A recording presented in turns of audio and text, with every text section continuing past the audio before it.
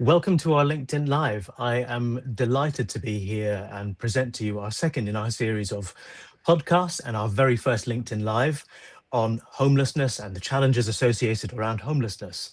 In our previous episode, we talked about international perspectives, but I'm delighted today to introduce to you Dr. Emma Williamson and Rachel Brennan, and my erstwhile colleague and partner in crime, Tom Newmark. Tom, as you know, is a CEO for Porchlight, an organization that's been around for 40 years looking after the health of homeless people. Um, Emma Williamson is a consultant psychologist and the CEO for Anemo. She is a passionate psychologist working across boundaries and is an a recently award-winning company. And I'm delighted to hear more about that as we go on. Rachel has worked for NHS Homelessness Services for many years and now works for Groundswell Homelessness Charity. She is also a Churchill Fellow and is incredibly passionate about lived experience in this area. So without any further ado, let me hand over firstly to Tom and we'll move on. Thank you so much. It's exciting to be here talking about this important topic. As you said, last time we talked a little bit about international examples and what we can learn, and really excited to be hearing a bit more about best practice throughout England. I was wanting to maybe share maybe two things as a starter. One is, I guess, Porchlight's perspective on some of the challenge around homelessness and health, and then two, just briefly, some of the good practice we see. Um, as you know, Porchlight is a charity working in Kent that helps people find a safe home and keep it. And there are a significant number of people experiencing homelessness in Kent. The last official rough sleeper numbers were 263, and there's several thousand households presenting as homeless to local authorities each year.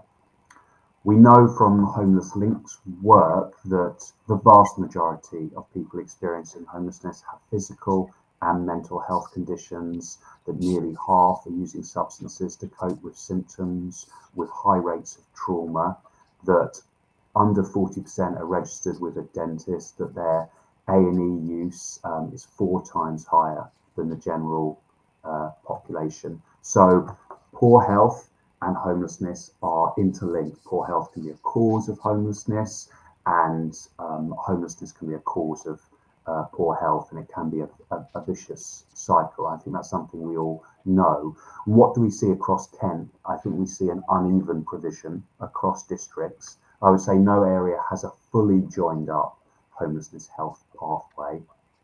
Lots of the services rely on short-term funding, and some community prevention services have been reduced over the years with cuts in funding, and that can mean there's avoidable A&E attendance, delayed discharges, limited access to mental health care, people even being discharged onto the streets. But the positive note that I wanted to end on is some of our local best practice before we hear from others. I think I'd highlight probably three things that I think are fantastic. We have the excellent health hub in Dartford, which is a community-based provision that brings together in a community setting, in a trusted setting, a whole variety of health and also non-health provisions, which acts as an excellent preventative. We've got the Pathways team with East Kent hospitals, which do a fantastic job of making sure people aren't discharged onto the streets. And we've got a relatively new project, which is a step-down beds in Dover, so that people can be discharged into supported accommodation. So Kent's massive, and I think one of the good things is throughout it, there are areas of good practice, but lots more for us to learn. So I'm really looking forward to the conversation today. That's brilliant. Thank you very much, Tom, and a lot to get into there and unpack. Let me hand over to Emma. Emma, over to you. Thanks so much. I need to apologise as we get started that I am very husky this morning, recovering from a bit of a cold, but hopefully coming through clear enough to hear my passion and messages. So I've spent more than 15 years in the NHS innovating in health and homelessness, and I think that that's been a really important journey for me. So I was a consultant clinical psychologist South London and the Maudsley's psychologists until March this year, and that team continues to live on and go from strength to strength across central London.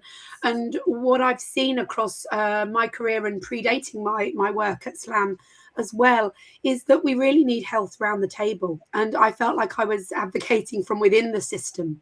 And I think that our homelessness partners really understand it. Our GP and primary care, actually, they're often the front door. They're the people where our clients can most easily get access. But our wider health service and systems can have a lot of barriers and inequalities continuing, even though we see evidence and best practice and policies and guidance coming through. Inequalities and structural challenges continue. But there's definitely things that we've seen that help, and examples of good practice that I'm really proud that we've been able to share and colleagues have across the sector, which I'm really happy to talk more about. I think that we need to, kind of linking to Tom's point, really recognise the prevalence of trauma within the lives of those that we support that experience homelessness and unstable housing.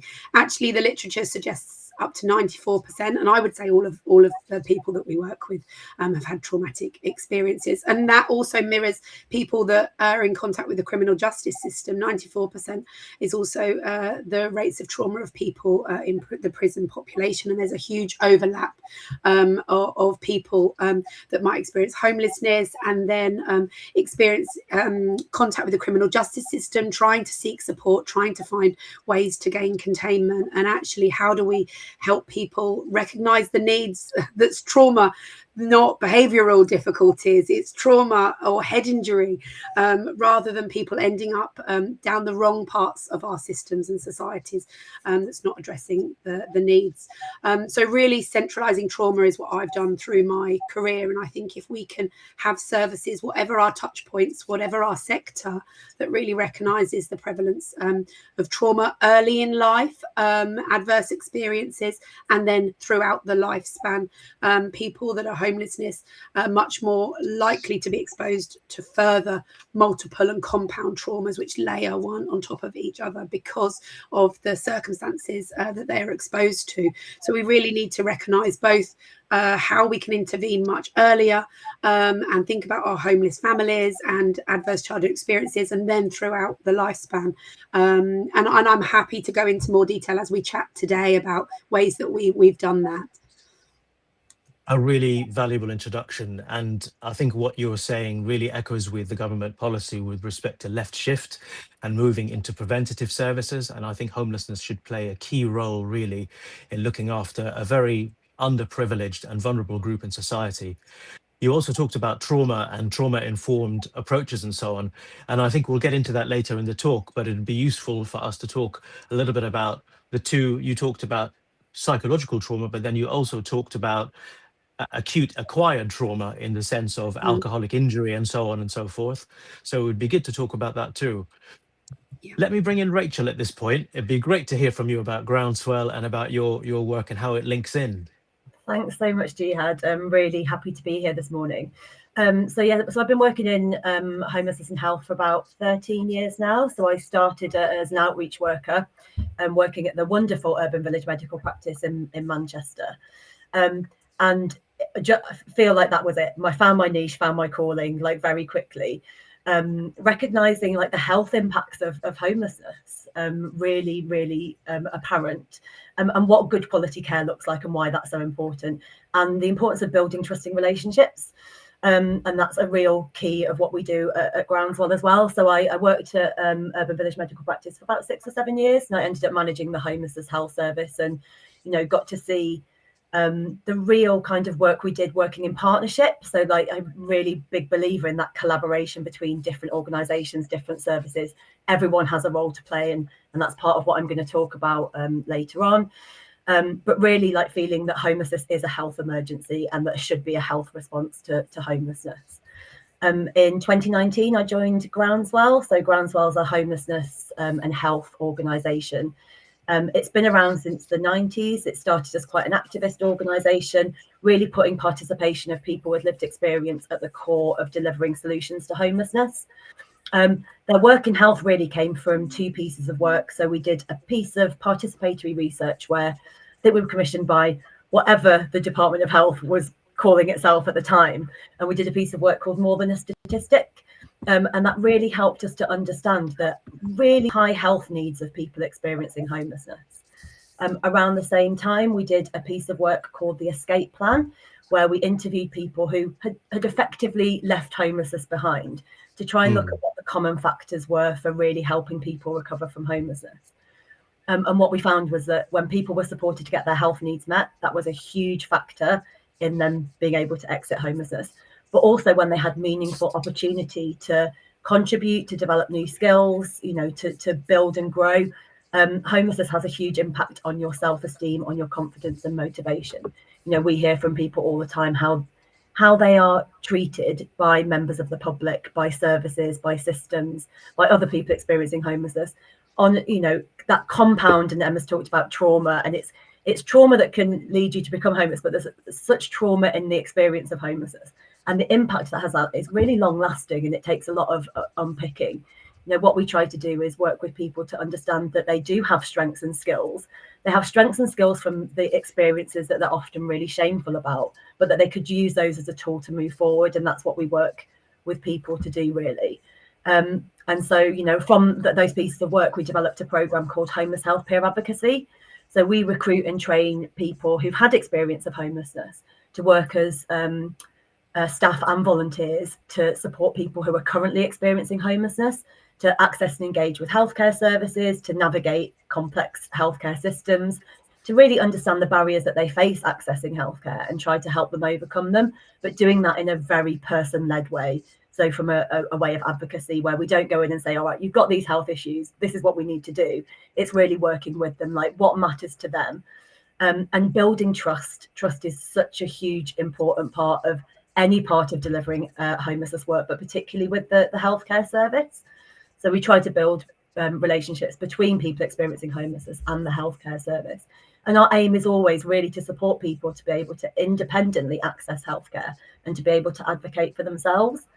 And all of that work links into the work we do on research, campaigning, participation, co-production, learning and development. It's all grounded in lived experience. We always try to bring that health element into everything that we do. And we're working on some really exciting projects with some really exciting partners. And yeah, so I think, the things that I want to talk about today, really that idea that homelessness is a health emergency and we need health to recognise that. Part of that is in how do we prevent homelessness, but also how do we work with people who are experiencing homelessness, recognising that to end homelessness, we need to support people to address their health needs. And part of that is then looking at policy, like what are the opportunities, I suppose, that are in the system, and really looking at what does work, what do we know, what can we share. I know Tom's mentioned some of the services today, and Emma will talk about some of the services, but there are some really good practice examples.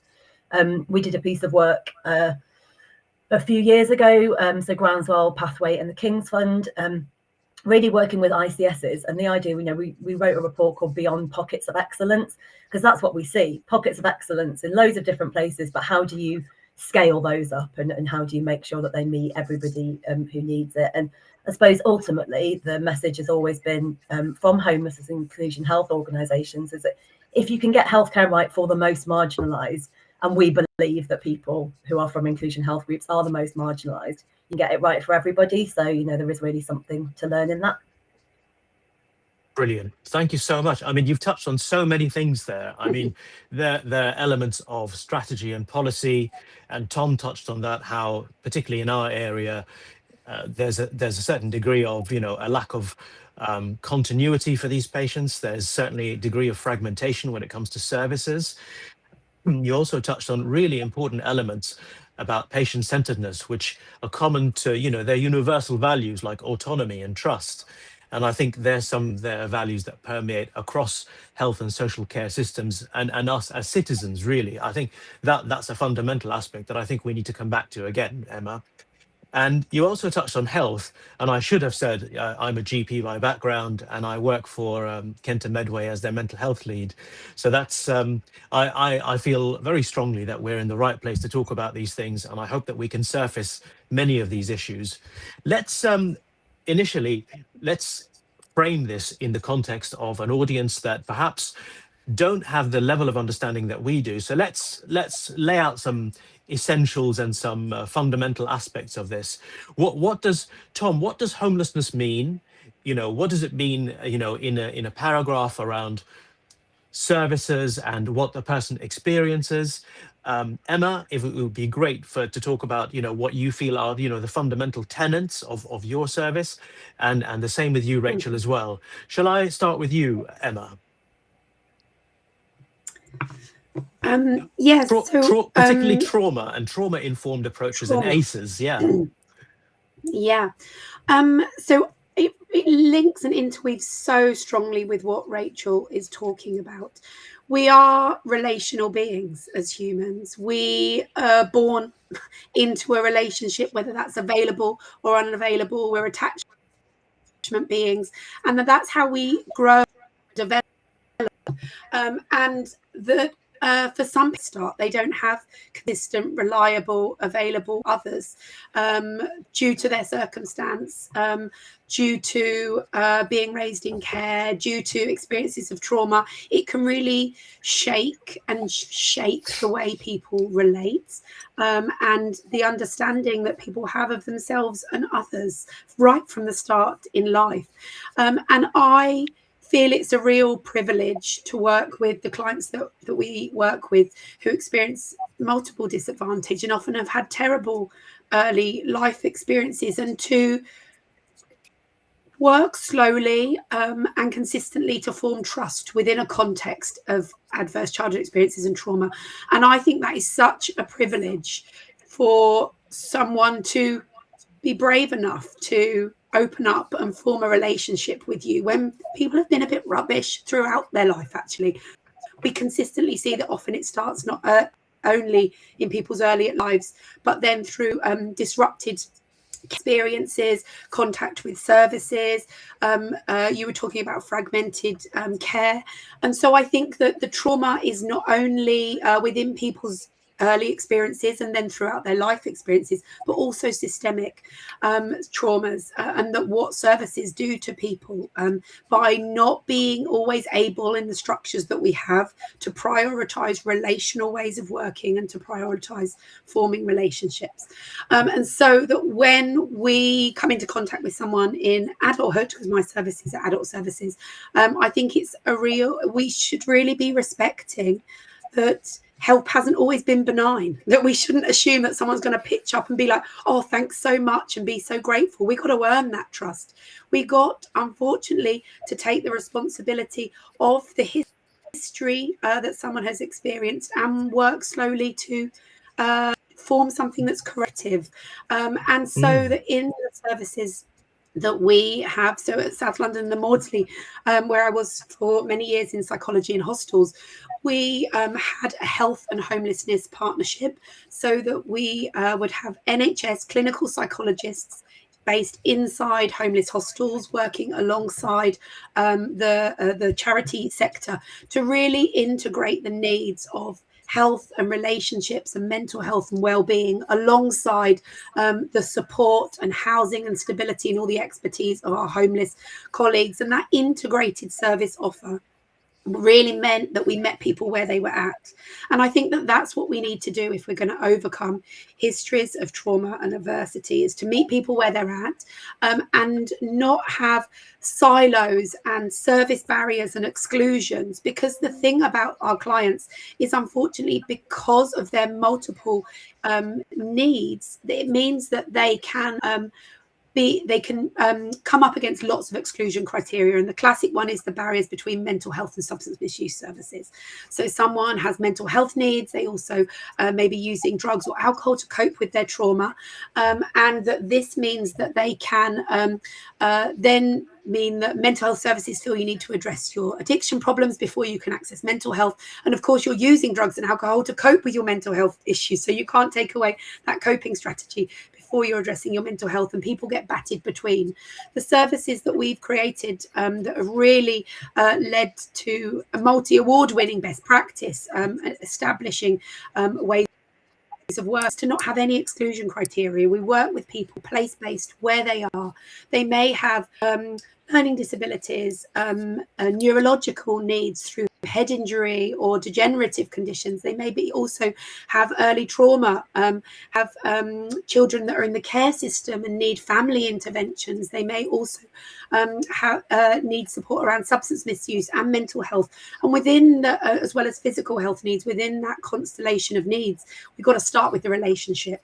And I'm really happy to talk more about how we do that. But I think if we're thinking about trauma being relational and we come from a relationship, trauma is often, relationships are often the cause of trauma, but I believe that they are also the solution to overcoming it. And all of our services, if we're relational and trauma informed, can help slowly, with trust and respect and patience, overcome those terrible adversities in the people's lives that we work with.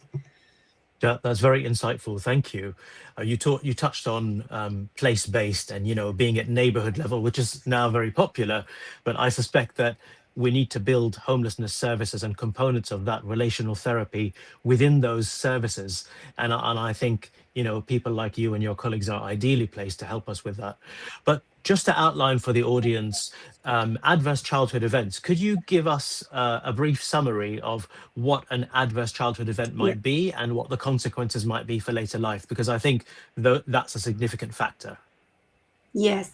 So there's a huge body of research. ACEs is one of the largest data sets of research that we have. So ACEs is the acronym for Adverse Childhood Experiences.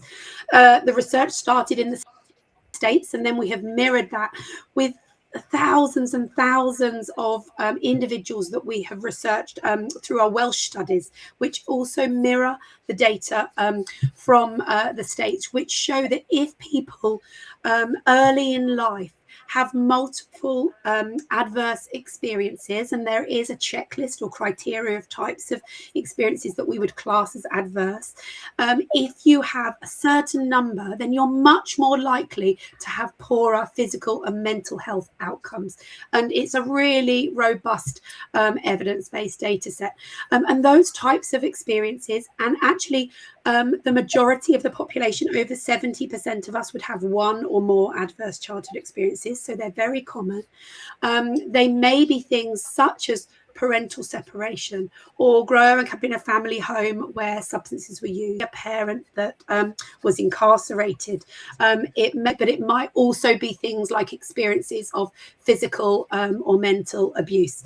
So that checklist is something that it's important to be aware of, that there could be lots of adverse experiences in our lives, but the research shows that when you have 4 or more adverse experiences on this checklist, that you're much more likely to have mental health and addiction needs later on. You're 4 times more likely to have contact criminal justice system within your lifetime. You are also more likely to have physical health poor physical health outcomes, which is often surprising. You're much more likely to experience cancer or heart disease or diabetes, and that we know the stresses that trauma has on the body, but also those experiences can mean that people might find themselves in circumstances that mean they're more exposed to risk, for example. And what we see in our homeless population is they often have many more than 4, actually. And so it's not surprising that we really need to be recognizing that trauma is significant, but what are the correlates? What are the physical health correlates? What are the wider ramifications?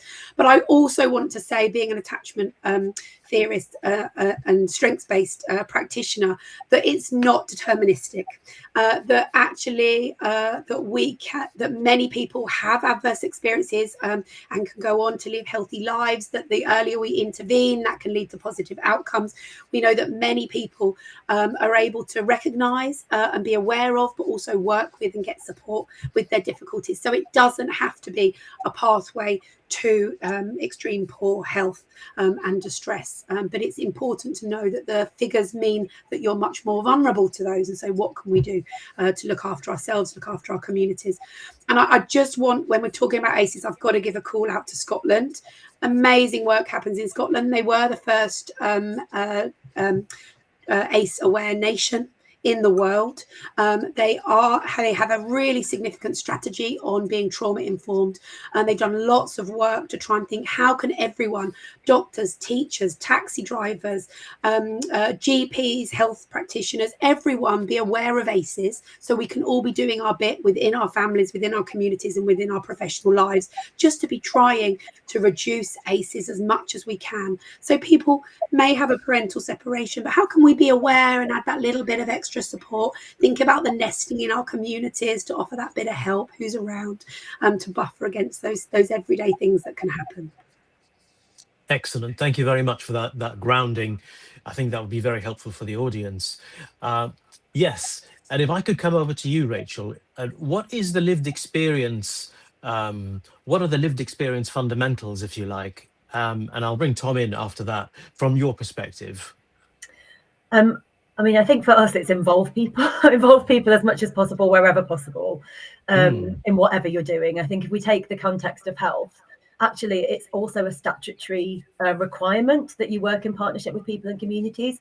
There is a risk when you only work in partnership with people and communities who are already accessing services, that you then build and design services and systems that continue to only engage the people that you're already engaging and not the people who are most marginalised. I mean, for us, there's a really, really good NHS England guidance actually called Working in Partnership with People and Communities that we reference all of the time. Not many people seem to know about it though, despite it being statutory guidance. Tell us. And what they talk about there actually is like, start with what you know. And it goes back to what Emma was just saying about trusting relationships. You are not going to build the trusting relationships as the NHS. You know, if you go into a community, it's really unlikely that you're going to be able to engage with the people that you need to engage with. There are organisations, though, like such as Tom's, working in Kent, that already have those relationships with the people who are most marginalised. It's working with those organisations who have the trust, but recognising that this is, you know, you can't do it for free. It does cost money.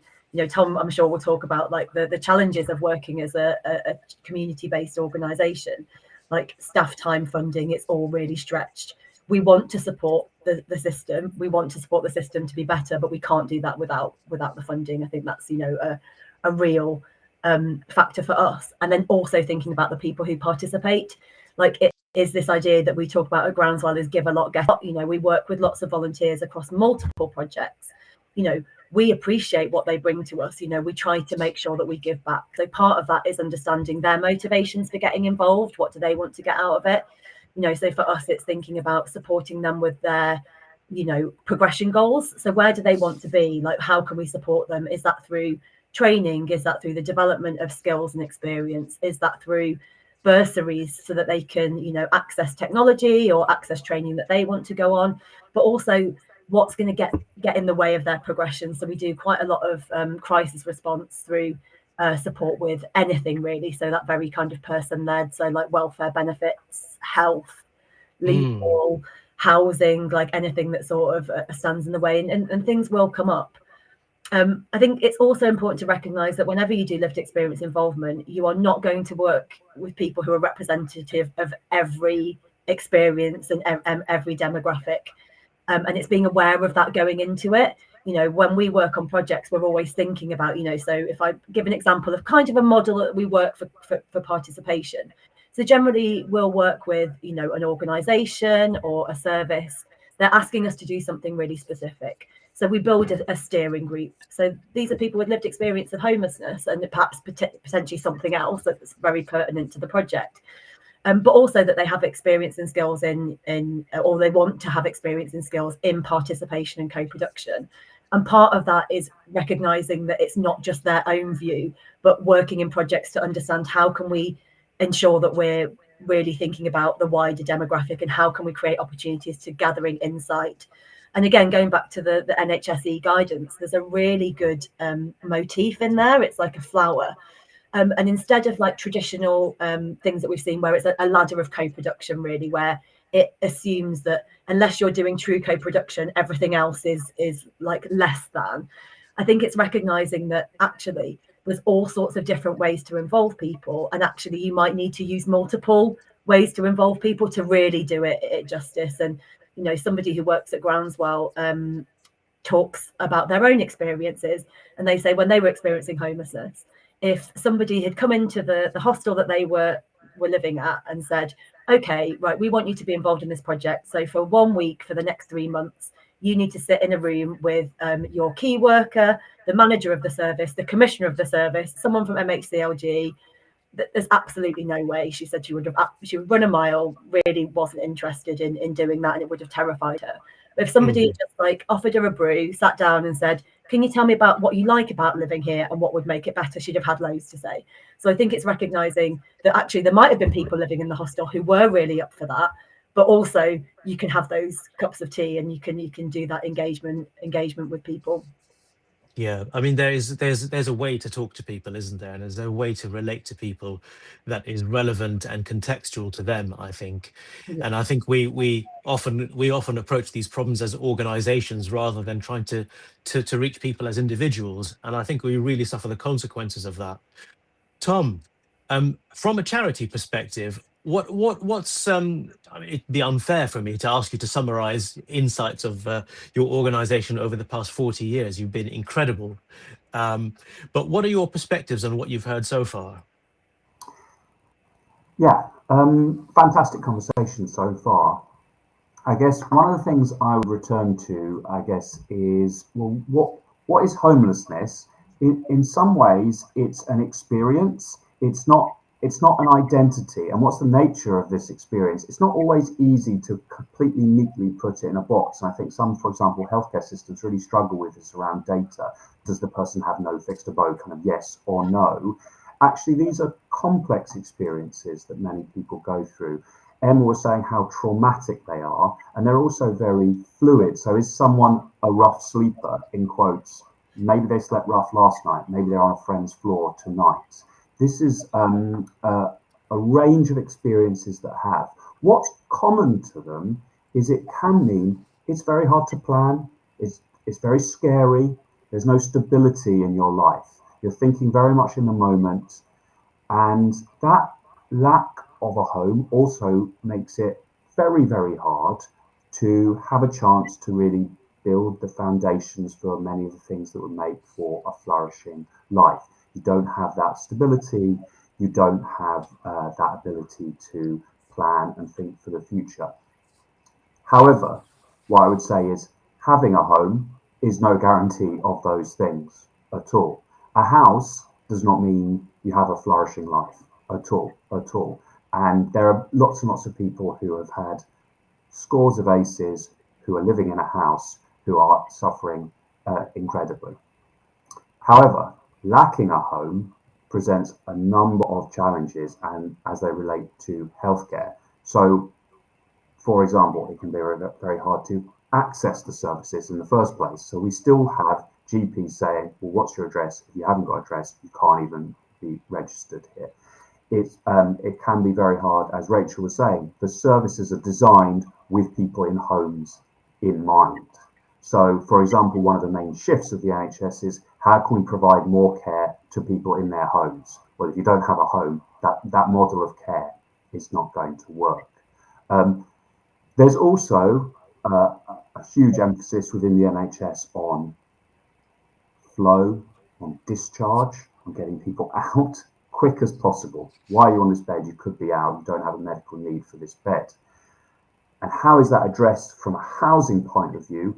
Far too often by putting someone in some kind of temporary, unstable, insecure, unsafe accommodation. You're moving someone out of the ward because they have no medical reason to do there, and you're putting them in a context which massively increases the chances that they're going to return to that ward. So one of the initiatives that Porchlight follows, which is a very evidence-based initiative that's come from America, it's being used very extensively throughout England, but still very much in a pilot stage, is around what's called housing first. So it's looking at people who have got experience of homelessness, might be chronic experience, there might be long-term rough sleeping, and where we say, you know what, one of the first things we're going to do to address your situation is we're going to give you a home. We're not going to give you a temporary accommodation. We're not going to give you a short-term accommodation. We're not going to put you in a quasi-institution. We're not going to put you somewhere where you have to pass our tests in order to prove that you are worthy of A, B, and C. Because we know for so many people, that is just replicating all those experiences that Emma was talking about, those bad experiences of support and care. And so actually people won't say, oh, great, I've got a chance to prove myself. They'll kick back, they'll push back against rules and regulations and institutions. Instead, what we're saying is, you've got a home. This is your home. Now, that can be the basis for a lot of things. It can be the basis for accessing healthcare. It can be the basis for participating in a different way in your community. It can be the basis for getting skills, getting employment. It could be that. But I'd go back to what I said earlier. It's not a guarantee of that by any stretch. And what we recognize is that people need support. They need support to keep their home.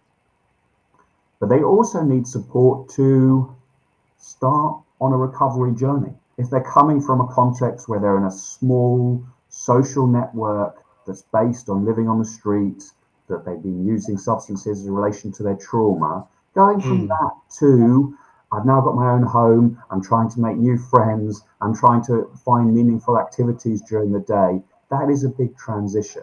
And we recognize that people need support, not just to paying their bills and maintaining their tenancy, but also participating in their communities. And that's why we've been trialing that as much as possible. We've got a house in Canterbury, for example, that's coming on with a couple of people living in there who were previously experiencing homelessness for a long, long time.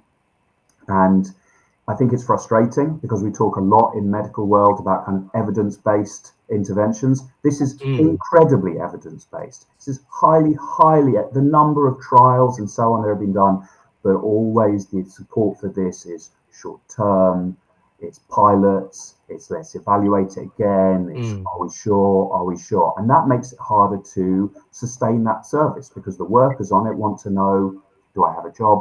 What's my security? And that undermines the whole basis of a relational approach, which is what Emma was talking about. What's needed, that compassionate, consistent approach. It's always short term. I think the other thing I would say about evidence-based as it relates to health and homelessness is around integration of services. So for several years now, we've had nice guidance on social care and homelessness and how they should be integrated. And really, it's a very piecemeal picture, what we see around people not getting social care assessments or being given far less than they're obviously entitled to, and us needing to support with advocacy and appeal. And that really is an area that there could be enormous improvements. I think one of my concerns around the neighbourhood health agenda as it's unfolding in Kent is that what we might see is integration of services in a kind of service world. So you have 2 or 3 services under a kind of clinical roof, and then it's kind of, if you can come here to our place, then you'll be able to access a lot of our services.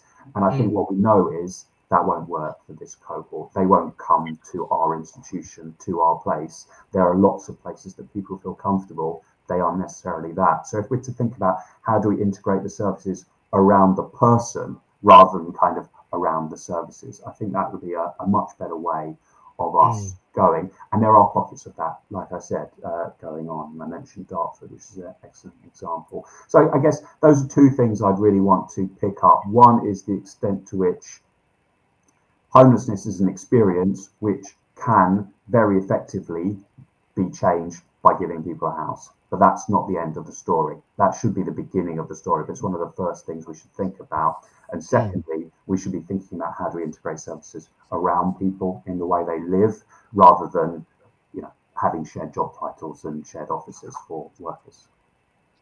I mean, something really resonated with me, and I wonder whether it resonates with the audience, that homelessness is not an identity.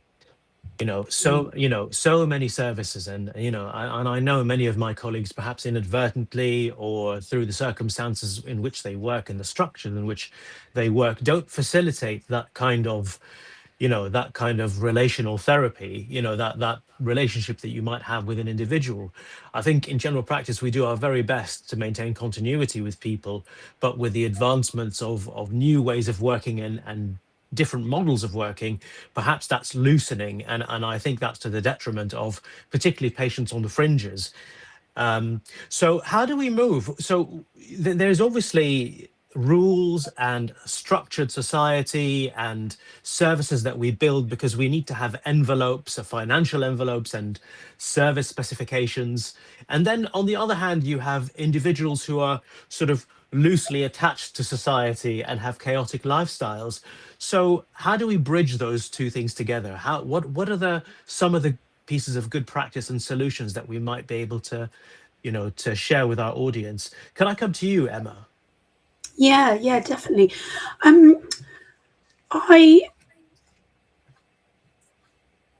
First of all, if we think about complex trauma was a term that was coined by Judith Herman, and I find that her clarity in thinking about what does trauma do to people, also for me gives a real guiding light of how do we overcome that. And actually, what she said is complex trauma causes two things. It causes disconnection from those around you. It breaks trust down. It means that it's harder to access care and support, but also disconnection internally, because we want to block out difficult experiences and traumas. We want to dampen them down. We want to avoid them, dampen them down with drugs and alcohol, avoid them by finding ourselves in circumstances where there's much more going on than what's in our head, and we don't need to think about that for a moment. Gives us some respite. It also causes disempowerment because things are done to people against their will, without their choice. So if we flip that on its head, if we help reconnect, and if we help do everything we can for that person to gain empowerment, then we can do a lot to begin to overcome those elements of complex trauma. And I feel like that is the foundations of all the best practice services that I see. And if we take it back to, if we think about pretty much everybody's got trauma and complex trauma, and then if these are the outcomes, then how can our services be doing their bit, whatever that looks like, even in primary care, to be offering reconnection and empowerment?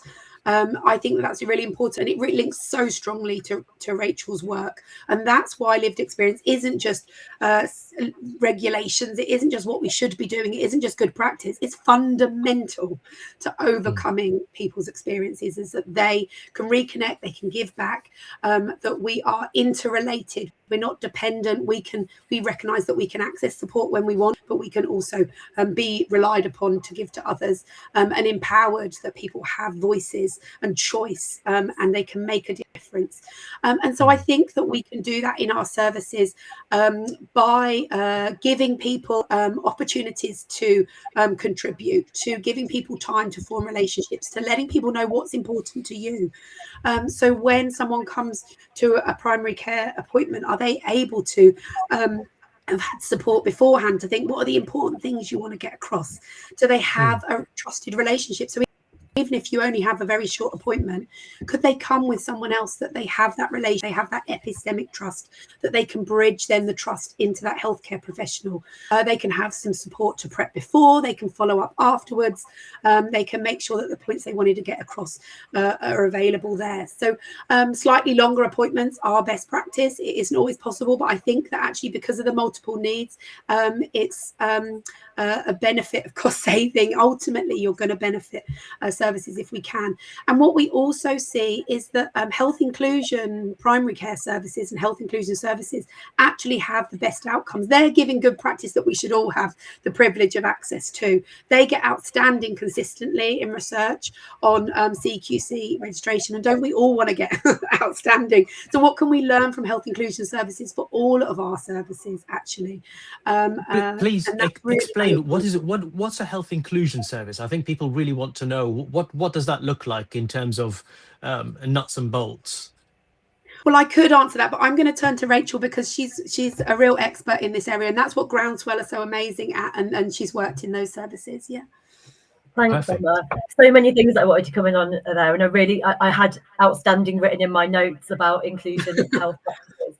And as well as working in one, I've had the opportunity to visit plenty. And actually, going back to Tom's point about the neighbourhood health centres, obviously are a big feature in the 10-year plan.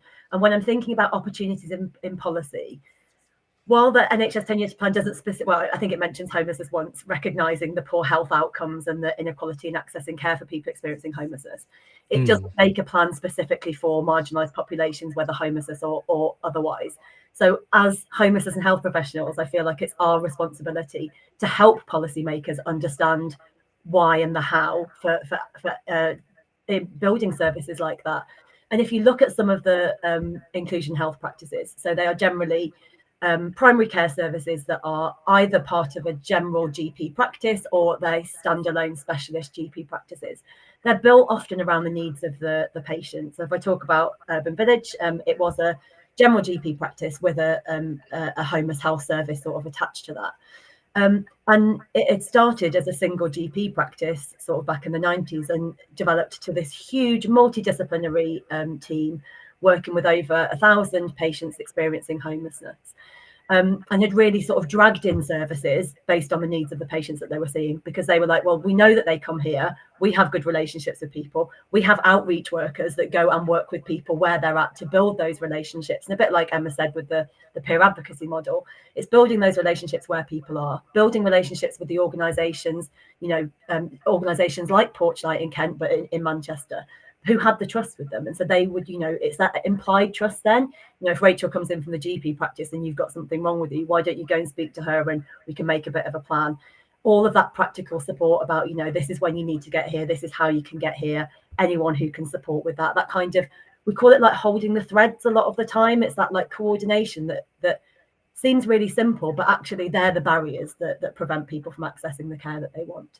So, we had a multidisciplinary team that had psychiatric care for people, community mental health care for people, tissue viability support, an infectious disease consultant from the local hospital coming to the GP practice to do services. We had people from the drug service coming to do assessments for people, other drug workers doing treatment for people, alcohol treatment. While I was working there, we managed to get a podiatry team, there was dentistry upstairs. So actually, I think the model of neighbourhood health centres can work, but you have to look at the practice. And it is that, and we talk about multidisciplinary teams. I'm not just talking about healthcare. I think it is that link with the voluntary and community sector as well, and thinking about the local authority. I'm really glad that Tom mentioned the NICE guidelines on integrated health and social care for people experiencing homelessness. That is good practice. That is evidence-based. It was built with people who are experts, who are clinicians working in practices like this. It was built with people with lived experience of homelessness. So, everyone's really behind that. All of the things that we've talked about today, having long-term funding for services, having multidisciplinary teams, ensuring that we, recognizing that we do need specialist services for people experiencing homelessness. But that doesn't mean that we shouldn't be upskilling the mainstream services to support people experiencing homelessness. Specialist services can't and never should be doing everything. We know that at points we're going to have to refer into mainstream services, or people are going to move on from homelessness. I think it's a really interesting thing that Tom talked about. So actually, some of the, Housing First is a brilliant example when done right. So we talk about high fidelity housing first. So you're giving somebody a property that is of high quality, that generally is in an area that they want to live as well. So they have that like autonomy and control over where they live, that they have connections, like social connections are really important, but they also have access to the services that they need. And often, I had the opportunity to go out with some healthcare teams in America as part of my Churchill Fellowship. Their Housing First is like the services went to the person in their home and did that support. That was it was a phased approach really to support people to be able to access independently. I can see why that would be difficult to do in the UK, but there's definitely things that could be that could be done. One of the challenges we had with Housing First, so when I was working in Manchester, is that people would get accommodated in areas that were really far away from the health service, so Urban Village medical practice. People wanted to stay registered there, but it's really our duty to support people to register. again, when they're in a housing first property, they're not technically classed as homeless anymore. So you want people to be accessing services in the places that there are.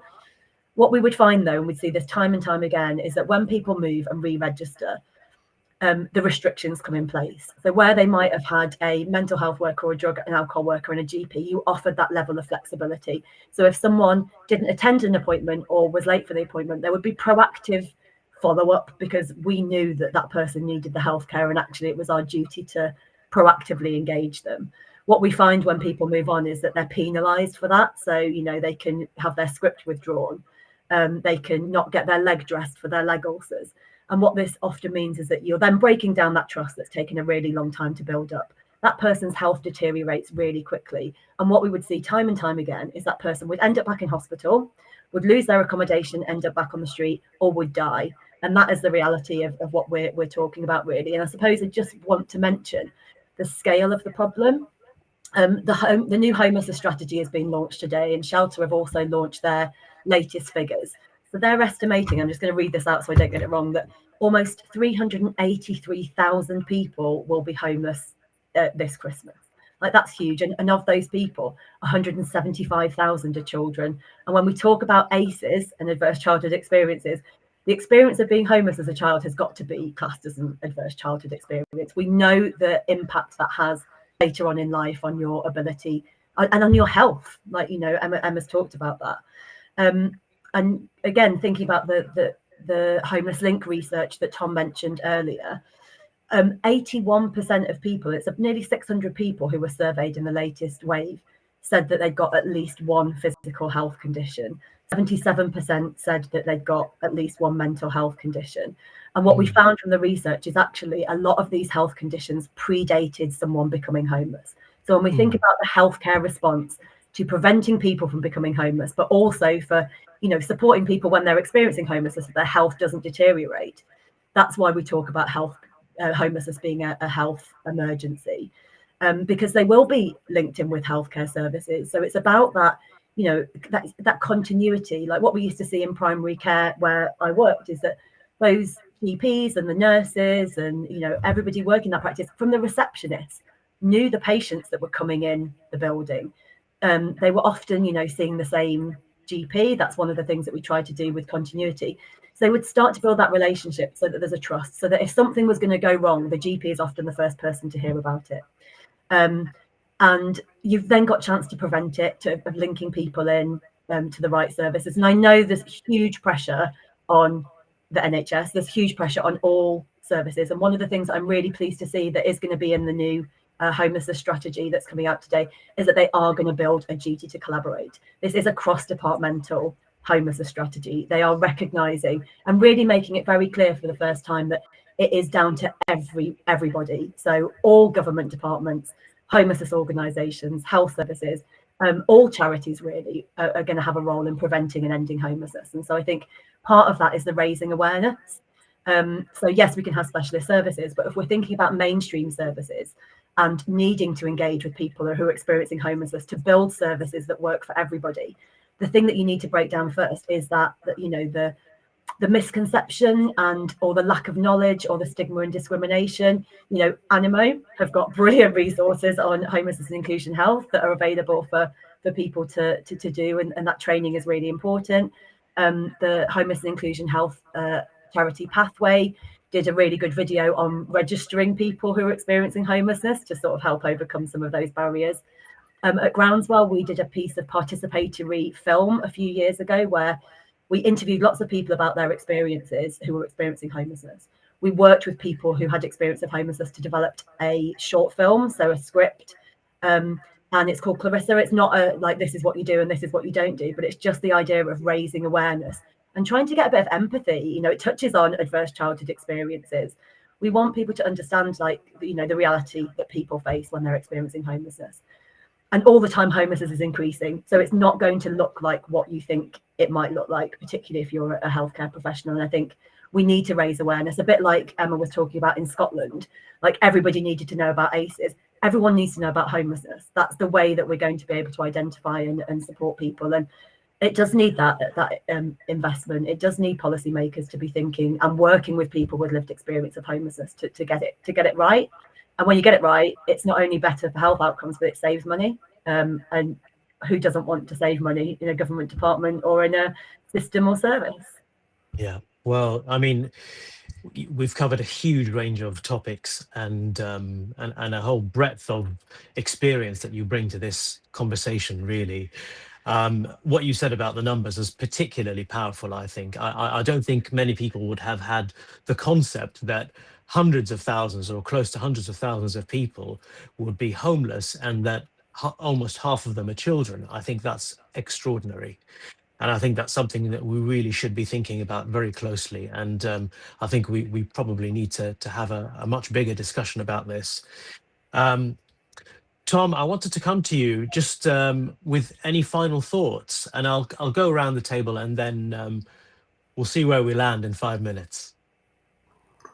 Well, it's been a great discussion. Thank you so much for inviting me to take part. I really appreciate it. I mean, I think one final thought I had hearing the discussion was this point about kind of what's specific and what's general, because I think there are specific points, for example, around the need to secure people accommodation.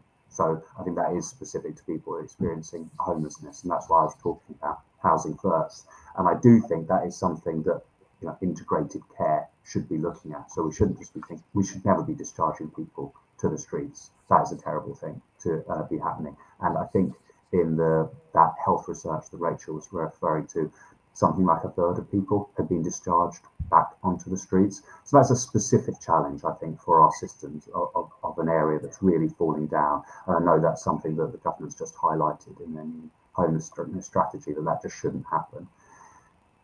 But I think what was really interesting coming through was these more general points about the need for services which are empowering, that give people choice, that build trust, that provide safety. And that is particularly important when working with people, for example, in inclusion groups, for example, who have been experiencing homelessness. But actually, probably there's a strong argument to say that is something that would be welcome as a general approach in many ways. And I think one of the reasons that's important, whatever you think about general approaches, is for this specific group, you don't necessarily know when is someone going to take that first step and access services. What is the door that they're going to push on? What is the thing that's going to prompt them to say, actually, despite how many times I've been pushed back in my life, despite how many times the door's been closed in my face, today I am going to go and I'm going to say to someone, can you help me? Can you help me with this specific issue? I want to make a change. And you don't know who that person is going to be. And what we would really love to see is a high degree of certainty that when someone does say that, what they're met with is compassion, is respect, is empowerment, is choice, is safety. They aren't left with a transactional or bureaucratic or cold or standoffish approach, which will potentially mean that person thinks, I'm not going to seek help, I'm not going to seek support. And then there's a missed opportunity. And I think far too often our current system is missing opportunities to support people. And that's probably a useful medical type of phrase that we can understand and that I think we can bring to some of our work. So it's been a fantastic conversation about specifics and about general points, and I've learned a lot. So thank you. It's been a pleasure talking to all of you, really. Final words, Emma? Yeah, very quick from me. It links to Tom's point, actually. I was really thinking that a lot of talking about is about meeting people where they're at. And Tom's talking about whatever door they push on, can we be there the other side of it? And I like to think about walking alongside people and looking for the window of opportunity.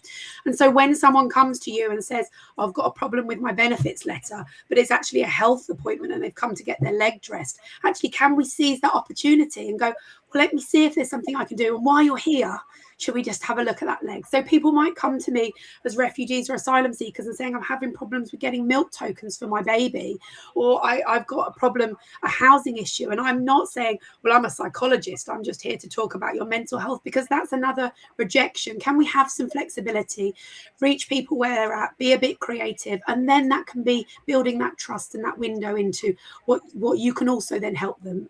Even if it's like, well, I'm not quite the person to help you. I know who is, but what else could I do to support you? So those windows of opportunity are really important.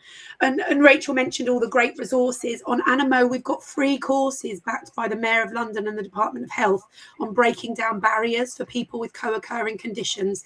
We've trained 10,000 people in those now, and I'd really encourage people to go and look those up. Amazing. Thank you so much. I think we have less than 60 seconds left, Oh, so I think we could continue this conversation for a very long time. But I think it's been a really fun. Thank you so much, all of you, for being part of the podcast.